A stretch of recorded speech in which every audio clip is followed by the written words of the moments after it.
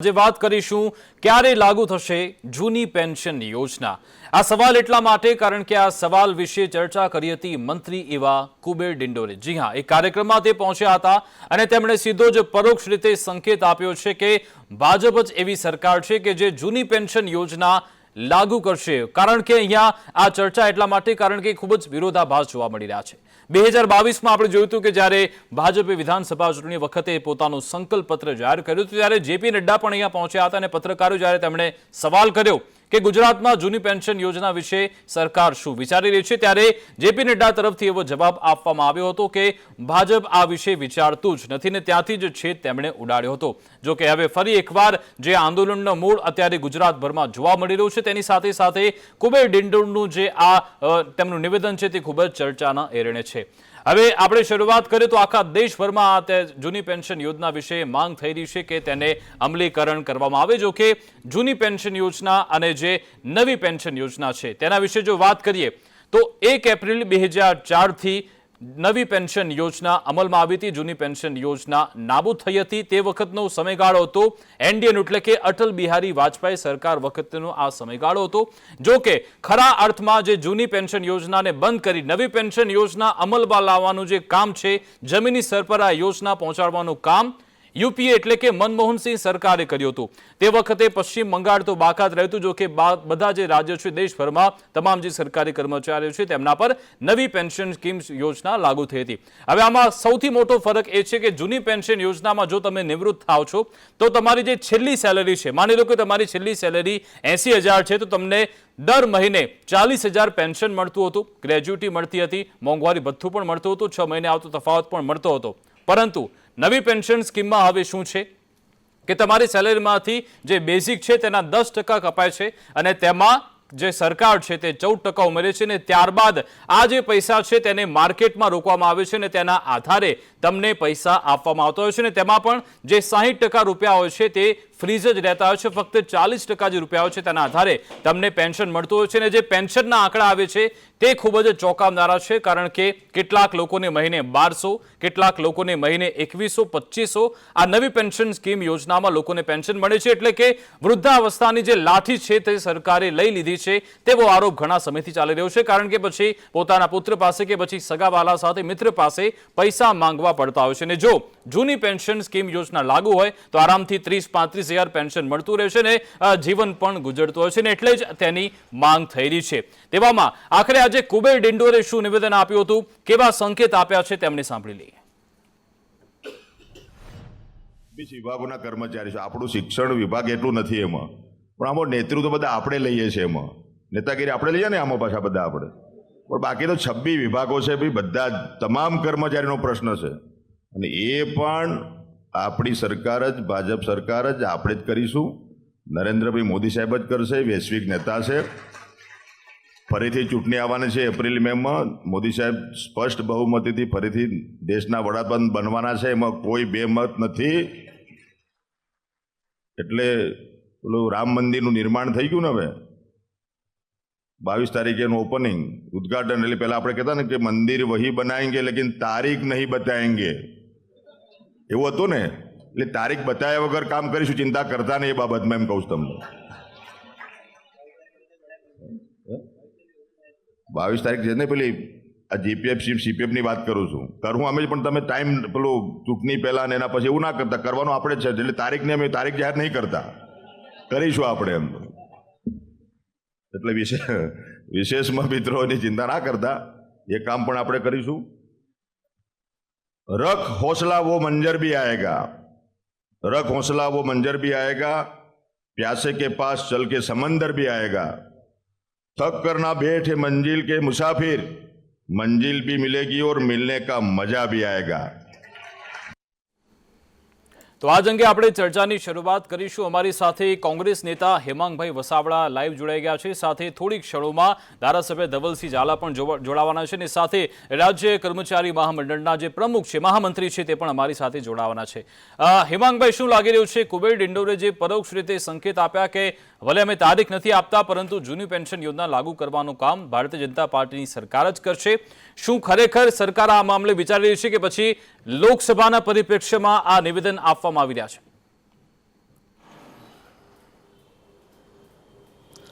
વિકાસભાઈ, આપે આપના ઉદ્બોધનમાં જ કીધું કે વિરોધાભાસ ખૂબ છે. કુબેરભાઈ ડિંડોરે જે નિવેદન આપ્યું એ એમનું અંગત હોઈ શકે. પાર્ટી પોલિસી આથી બિલકુલ વિપરીત છે. અને કેન્દ્રીય હાઈકમાન્ડ છે, સેન્ટ્રલ હાઈકમાન્ડ ભારતીય જનતા પાર્ટીનું, એ પણ ઓલ્ડ પેન્શન સ્કીમ લગાવવાના મૂડમાં નથી. આ વાત બધા લોકો જાણે છે. એટલે જે અન્યાય થયો છે સરકારી કર્મચારીઓને, કોઈ પણ નિયમ એવો હોય છે કોઈ પણ જગ્યાએ કે નવા આવતા લોકોને લાગુ પડે. માની લો કે નવી પેન્શન સ્કીમ તમારે 2014 કે 15 થી લગાડવી છે, તો 14-15 જેની ભરતી થાય એને સ્કીમ લાગુ પડે. આમણે તો વચ્ચેથી ચાલુ નોકરીએ જે લોકોને પેન્શન મળવા પાત્ર હતું એ બંધ કરીને નવી સ્કીમ લગાડી દીધી છે. એટલે હું નથી માનતો, કુબેરભાઈ ભલે બોલ્યા જે બોલ્યા એ બોલ્યા, પણ હાઈકમાન્ડ આ બાબત ઉપર કઈ વિચારતું હોય અને નજીકના ભવિષ્યમાં કોઈ પણ સંજોગોમાં જૂની પેન્શન સ્કીમ લગાવશે નહીં, આવું હું બહુ સ્પષ્ટપણે માનું છું. અચ્છા, તો હિમાંગભાઈ, મનમોહન સિંહની સરકાર 10 વર્ષ યુપીએનું શાસન રહ્યું અને ખરા અર્થમાં જમીની સ્તર પર આ યોજના તો તમે જ લઈ ગયા હતા, તો આ 10 વર્ષમાં પછી કેમ તમે નિર્ણય ના કર્યો અને પછી હવે જઈને માંગ થઈ રહી છે જૂની પેન્શન યોજનાની?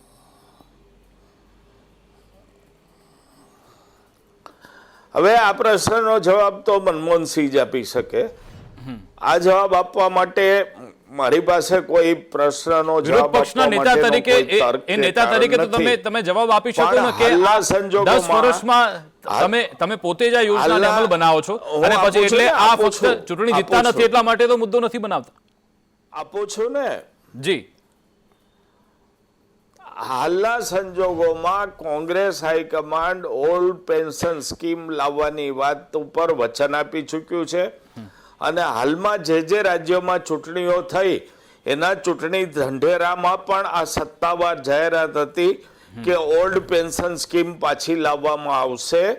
એટલે હાલના સંજોગોમાં મારું સ્પષ્ટ નિવેદન છે કે કોંગ્રેસ જૂની પેન્શન સ્કીમ પાછી લાવશે, એને માટે વચનબદ્ધ છે.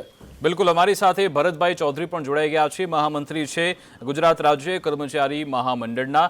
ભરતભાઈ, આપને શું લાગી રહ્યું છે કે સરકાર, ગુજરાત સરકાર આ જૂની પેન્શન યોજના માટે કોઈ મક્કમ નિર્ણય કરી રહી છે કે પછી ફક્ત લોકસભા ચૂંટણી આવી રહી છે 2024ની, તે માટે જ આવા નિવેદન આપવામાં આવી રહ્યા છે જેથી લોકો વચ્ચે એક આશા રહે કે પછી જૂની પેન્શન યોજના આવી જશે અને મત મળી જાય?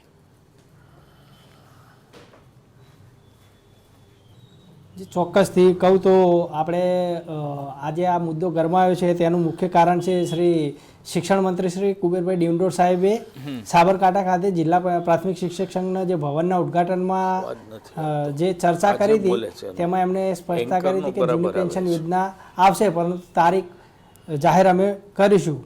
પરંતુ તેમાં તેમનો કહેવાનો મિનિંગ એવો હતો કે 1/4/2005 પહેલાના કર્મચારીઓને જૂની પેન્શન યોજના આપીશું. હવે આ 1/4/2005 પહેલાના કર્મચારીઓને જૂની પેન્શન યોજના આપવા માટે માનનીય મુખ્યમંત્રી શ્રીના અધ્યક્ષસ્થાને જે રચાઈ હતી કમિટી 5 સભ્યોની, 5 નેતાઓની, તેઓએ 16/9/2022માં સ્વીકારી લીધું હતું કે ભાઈ ગુજરાતના કર્મચારીઓને જૂની પેન્શન યોજના આપવાની છે, બરાબર છે. પરંતુ આજ દિન સુધી આ ઠરાવ થયો નથી. એટલે આ એક લોભામણી જાહેરાત પણ કહી શકાય. તેમ છતાં પણ જો માનનીય મંત્રીશ્રી કહેતા હોય અને મળી જતું હોય તો અમે તો એને આવકારીએ જ છીએ. કેમ કે કર્મચારીઓને કોઈ પક્ષથી કે એનાથી કંઈ લેવા દેવા હોતું નથી. કર્મચારી તમામ પક્ષને માન્ય રાખતો હોય છે, તેને પોતાના પ્રશ્નોથી જ મહત્વ હોય છે.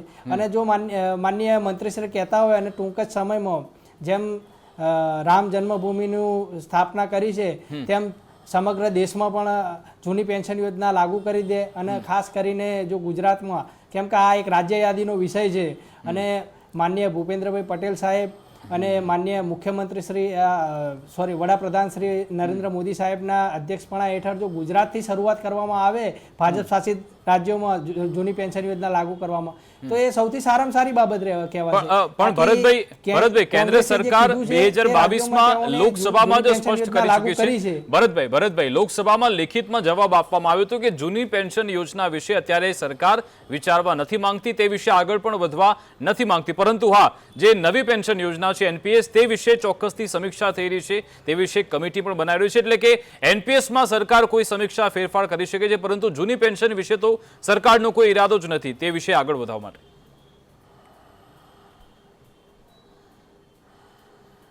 હું ચોક્કસથી આ બાબતે થોડો પ્રકાશ પાડવા માંગીશ કે જૂની પેન્શન યોજના છે એ રાજ્ય માટે, દેશ માટે, સામાન્ય પ્રજા માટે પણ સારી હતી.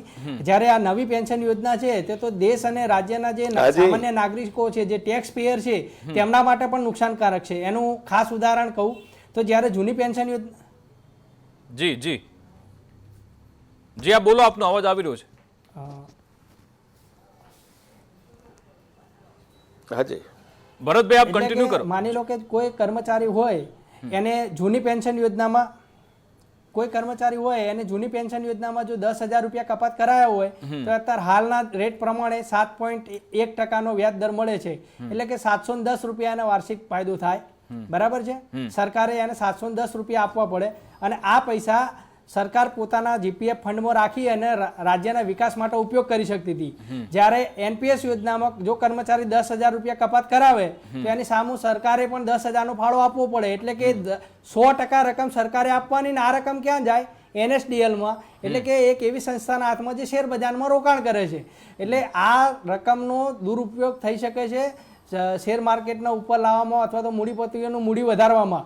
એટલે જે સામાન્ય નાગરિક છે તેને આનો લાભ ના મળી શકે. એટલે આ બધા માટે હું કહું તો જે ફક્ત આ કર્મચારીઓ માટે જ નહીં પણ જે દેશનો જે નાગરિક છે, જે ટેક્સ પેયર છે, તે તમામ માટે આ જૂની પેન્શન યોજના સારી હતી. અને એનપીએસ યોજના એ ફક્ત કર્મચારીઓ માટે નહીં પરંતુ સમગ્ર દેશ માટે નુકસાનકારક છે. જી હેમાંગભાઈ આપની પાસે આવવા માંગીશ કે સરકાર તરફ જી ભરતભાઈ આપની પાસે આવું પહેલા હેમાંગભાઈ સાથે થોડી વાત કરી. જી બિલકુલ. હેમાંગભાઈ, કેન્દ્ર સરકાર તરફથી અને અલગ અલગ સંસ્થાઓ તરફથી એવું તર્ક અપાઈ રહ્યું છે કે જો જૂની પેન્શન યોજના આપણે લાગુ કરીશું, આરબીઆઈ પણ કહ્યું છે કે આપણે ભવિષ્યની પેઢીને નુકસાન કરીશું, નીતિ આયોગ એવું કહે છે કે કરદાતા પર બોજ આવશે અને નાણાં આયોગ એવું કહી રહ્યું છે કે અર્થવ્યવસ્થા માટે તે ખતરનાક છે. અને આપણી પાસે ઉદાહરણ હિમાચલ પ્રદેશનું જ છે. હિમાચલ પ્રદેશમાં જે જૂની પેન્શન યોજના લાગુ કરાઈ તેવામાં જે અત્યારે પેન્શન બિલ બની રહ્યું છે તે જે ટોટલ રાજસ્વ છે, ઓવર રેવન્યુ ટેક્સ છે, તેના 76% પેન્શન બિલમાં જ જતા રહે છે.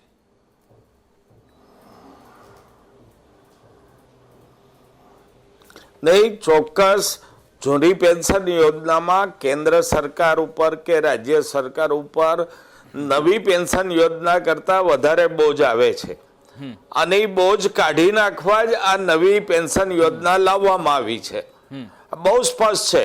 બીજું, નવી પેન્શન યોજનામાં સરકાર તરફથી કશું આપવાનું નથી. કર્મચારીના પગારમાંથી કપાયેલા પૈસા શેર બજારમાં રોકીને જે પૈસાનું રિટર્ન મળે એ જ આપવાનું છે અને એ પણ ઘણું ઓછું છે. એટલે પણ જ્યારે તમે એક સિસ્ટમની વાત કરતા હો છો ત્યારે સૌથી પહેલું કઈ રીતે એને બેલેન્સ કરવું, રાજસ્વ કઈ રીતે ગોઠવવું, આ તમામ પ્રશ્નો જે છે એ જે તે સરકારના છે. કોઈ વસ્તુ મોંઘી પડે અથવા રાજસ્વના ઓલામાં ટકાવારી વધી જાય એટલે બંધ કરી દેવી એ વાત વ્યાજબી નથી. કાલ ઉઠીને મિનિસ્ટરોના પગાર, ધારાસભ્યના પગાર એ બંધ કરશે, રાજસ્વ વધશે તો એના પેન્શનો બંધ થશે, એ લોકોને પેન્શન મળે છે. મફતમાં અપાતા પ્લોટ અને ઘર બંધ કરશે. તો જો તમે એ બંધ નથી કરતા તો કર્મચારીને માટેના જે પેન્શન છે એમાં જ તમે શું કામ રાજસ્વની ચર્ચા કરો છો? તમારે ગોઠવવાનું છે, સરકાર તમારી છે. અને હવે તો તમે કાયમી નોકરી જ સ્કેપ ઓફ કરી નાખી છે. કોન્ટ્રાક્ટ બેઝ નોકરીઓ જ આવી ગઈ છે. એટલે આવતા 10 વર્ષ પછી કોઈ રિટાયર થવાનું નથી, કોઈને પેન્શન આપવાનું નથી. તો આજે આર્થિક વ્યવસ્થા ગોઠવવાની છે એ વચલા ગાળાની જ ગોઠવવાની છે. એટલે સરકારના એ તર્ક સાથે હું જરાય સંમત નથી. મોંઘું પડતું હોય તોય અમુક વસ્તુ જે ચાલતી હોય ચાલુ રાખવી પડે. છેદ ઉડાડી દેવો એનો ઉકેલ નથી. તો પછી કોંગ્રેસ કર્ણાટકમાં કેમ જૂની પેન્શન યોજના લાગુ નથી કરતી? ત્યાં તો જે એનપીએસ જ ચાલી રહ્યું છે હજી.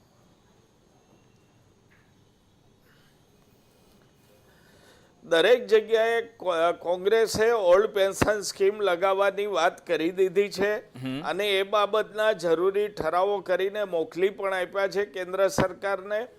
એટલે એમાં કોઈ સવાલ નથી કે કોંગ્રેસ ડબલ નીતિ કરી રહી છે, બેવડા માપદંડ રાખી રહી છે. આવી કોઈ વાત કોંગ્રેસ માટેની હું સંમત નથી. સિરિયસલી કમિટેડ અને ચોક્કસ ઓલ્ડ પેન્શન સ્કીમ કેન્દ્રમાં અને રાજ્યમાં જો કોંગ્રેસનું શાસન આવશે તો આપશે જ. બિલકુલ. चुनावी जुमला नहीं है कांग्रेस के पास, वो सामने है. જી ભરતભાઈ, આપની પાસે આવવા માંગીશ કે આમ તો આપણે સૌને સેના પર ગર્વ છે, પરંતુ જે જૂની પેન્શન સ્કીમ યોજના છે તે સેનાના જવાનોને લાગુ પડે છે, આપણી ન્યાયપાલિકા છે તેમને પણ લાગુ પડે છે, વ્યવસ્થાપક જે કમિટી લોકો છે તે લોકોને પણ તેમાં લાગુ પડે છે, ધારાસભ્યો સાંસદોને પણ જૂની પેન્શન યોજના હેઠળ તેમને પેન્શન મળતું હોય છે. અને કેટલીક જગ્યાએ તો એવું છે કે જો તમે ફક્ત 2 દિવસ માટે પણ ધારાસભ્ય કેમ ન રહ્યા, તમારું પેન્શન ચાલુ થઈ જાય છે. અને ઘણા બધા એવા પણ છે 6 લાખ સુધી પેન્શન મેળવે છે, તેવા ઉદાહરણ પણ આપણે જોયા છે. તો આ બે અલગ અલગ નીતિ આપણને નથી લાગતી ભરતભાઈ? ચોક્કસથી આ બેવડી નીતિ જ છે કે જે કર્મચારીઓ સરકારના હાથ પગ છે, સરકારની જે પણ યોજનાઓ હોય તે સામાન્યથી સામાન્ય નાગરિક સુધી પહોંચાડવાનું કામ આજે કર્મચારી કરી રહ્યો છે અને કર્મચારીને જ આ લાભ નથી આપવામાં આવી રહ્યો. જેમ સાહેબે વાત કરી રાજસ્વની, તો રાજસ્વમાં જે ખર્ચ છે ઘટાડવાની વાત કરી, તો હું એક બાબત સ્પષ્ટ કરવા માંગીશ કે જૂની પેન્શન યોજના છે ને એમાં જીપીએફ ફંડમાં નાણાં જમા કરાવવામાં આવતા હતા. એટલે કે જીપીએફ ફંડમાં જે નાણાં જમા થતા હતા ને કર્મચારીના, એ સરકાર એનો સારી રીતે ઉપયોગ કરી શકતો હતો રાજ્યના વિકાસ માટે. જ્યારે અત્યારે હાલ આજે એનપીએસ યોજનામાં આ નાણાંનો ઉપયોગ સીધો એનએસડીએલ શેર બજારમાં રોકાણ કરી રહ્યો છે. અને હું માનું છું ત્યાં સુધી એટલી બધી અત્યારે આપણે જોઈએ છીએ કે કોઈ આઈપીઓ બહાર પડે તો મોટી સંખ્યામાં એના આઈપીઓના પેલા ભરાતા જ હોય છે, બરાબર છે, 50 ગણા અને 20 ગણા એવી રીતે. એટલે કોઈ એવું ભારતનો નાગરિક એવો નથી કે જે શેર બજારમાં રોકાણ ના કરી શકે. તો સરકારે શું કરવા એમાં જંપલાવવું છે? સરકાર પ્રજા કલ્યાણ માટે આવતી હોય છે તો સરકારને પ્રજા કલ્યાણનું કામ કરવું જોઈએ. અને આવી રીતે શેર બજારમાં રોકાણ કરી અને કર્મચારીઓના પૈસાનું રિસ્ક ઉઠાયા કરતા જે કર્મચારીઓના જે નાણાં હતા તેમને જીપીએફ ફંડમાં રાખી અને રાજ્યનો અને દેશનો સારી રીતે વિકાસ કરવો જોઈએ. અચ્છા ભરતભાઈ, આ તમારી સરકાર સાથે અત્યાર સુધીમાં કેટલી વાત થઈ છે? છેલ્લે અંતે શું આશ્વાસન આપવામાં આવ્યું છે? સરકાર તરફથી કેવી પ્રતિક્રિયા આવી રહી છે આ જૂની પેન્શન યોજનાને લઈ?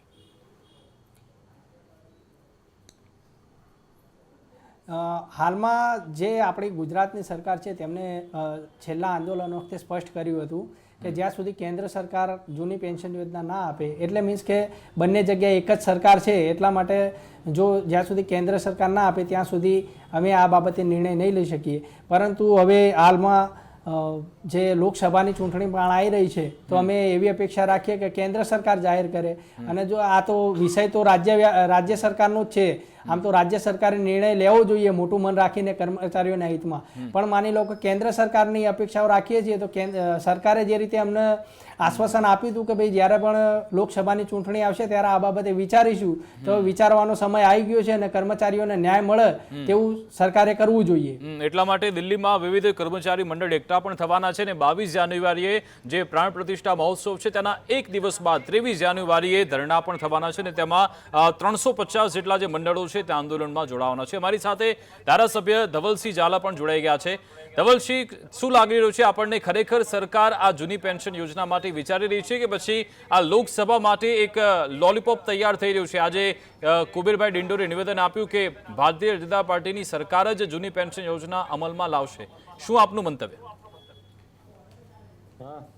પહેલા તો પેન્શન યોજના માટે ઘણા બધા, તમે જેમ વાત કરી કે ભાઈ 23મી જાન્યુઆરીએ દિલ્હીની અંદર બધા ભેગા થવાના છે મંડળો, પરંતુ વાત કરી સરકારની વિચારણા પણ હોઈ શકે છે કે ભાઈ સરકાર એ તરફ પ્રયાણ કરી રહી હોય અને જૂની પેન્શન યોજના લાગુ કરવી જોઈએ. લાખોની સંખ્યામાં કર્મચારીઓ છે અને કર્મચારીઓની વાત લઈને જો આપણે ચર્ચા કરીએ તો હું માનું છું ત્યાં સુધી સરકાર પોઝિટિવ વિચાર કરી રહ્યો છે, પરંતુ આખા કેન્દ્રનો આ પ્રશ્ન છે એટલે એના માટે કેન્દ્ર સાથે પણ ચર્ચા પરામર્શ કરવી પડે. પરંતુ મને એવું લાગી રહ્યું છે કે લોકસભાના ઇલેક્શનને ધ્યાનમાં રાખીને સરકાર 100% નિર્ણય લઈ શકે છે. અને મારું પોતાનું અંગત મંતવ્ય એવું છે, એક કર્મચારીના હિત માટે જો વિચારતા હોઈએ તો જૂની પેન્શન યોજના લાગવી જોઈએ, એવું મારું પોતાનું અંગત મંતવ્ય છે.